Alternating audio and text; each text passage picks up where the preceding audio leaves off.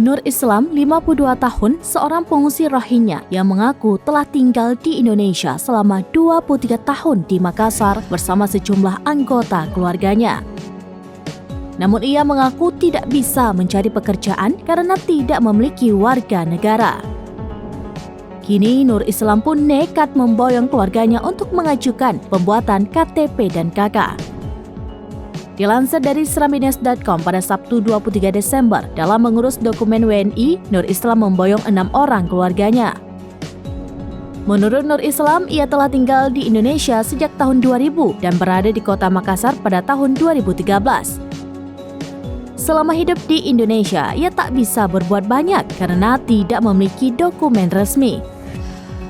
Ia nekat mendatangi kantor Dinas Kependudukan dan Catatan Sipil Makassar berbekal beberapa berkas dari Kemenkumham dan kartu UNHCR. Pasalnya, permintaan warga negara tersebut dilakukan untuk mencari pekerjaan. Ia pun mengaku tanpa kewarganegaraan, anak-anaknya juga tidak bisa sekolah di sekolah negeri.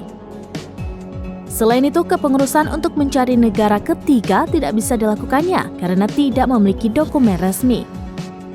Hal itu dibenarkan juga oleh Kepala Bidang Pelayanan Pendaftaran Penduduk Dinas Kependudukan dan Catatan Sipil Kota Makassar, Meli Zumbriani, pada Jumat 22 Desember.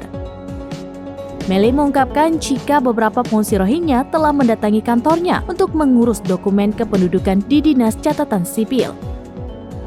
Namun ia menegaskan bahwa Disdukcapil tidak akan mengeluarkan dokumen apapun kepada warga negara asing jika tidak memiliki kitab dan kitas.